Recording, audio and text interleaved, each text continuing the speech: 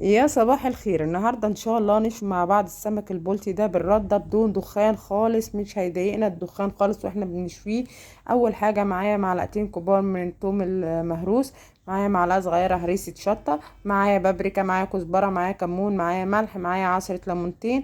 نبدأ نقلب التتبيلة كويس جدا عشان دي هنتبل بيها السمك من جوه، هناخد منها شوية للسلطة بتاعة السمك، وهناخد منها شوية كمان للتتبيلة اللي بعد ما يتشوي هننزل فيها.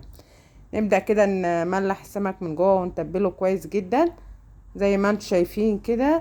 احلى حاجة السمك المشوي ده يا جماعة، مفيد جدا وصحي، يعني حاجة كده حلوة جدا للدايت.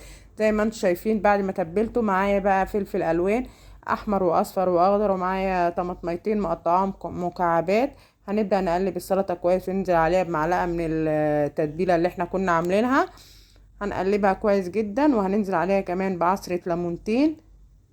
وبعد ما نقلبها كده نبدأ نحشي بيها السمكة من جوه، عشان الخضار ده مفيد جدا تاكليه مع مع السمك. زي ما انت شايفة كده بنحشيها من جوه من عند النخاشيش بتاعته كده. وهجيب بقى الصينية كده وهنزل فيها بكوبايتين من المية، وهنزل عليهم معلقة تتبيلة من اللي احنا كنا عاملينها. وهننزل كمان عليها بقرن فلفل سبايسي كده عشان يخليها طعمها حلو. دي التتبيلة اللي احنا هننزل بيها بالسمك فيها بعد ما ما يتشوي.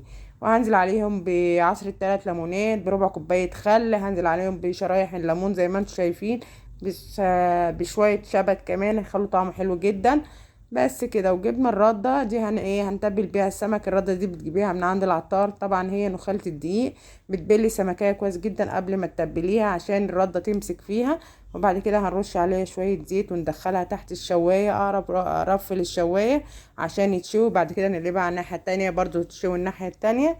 وبعد ما يطلع هيبقى بالشكل اللي انتوا شايفينه معايا ده، حاجة شهية جدا. هنحط بقى في قلب التتبيلة الجبارة اللي احنا عاملينها دي، تتبيلة رائعة عايزة اقول لكم، فظيعة فظيعة فظيعة. هنخلي السمكية على الوش ده دقيقة ونقلبها على الوش التاني دقيقة عشان تتشرب كويس من التتبيلة بتاعتنا.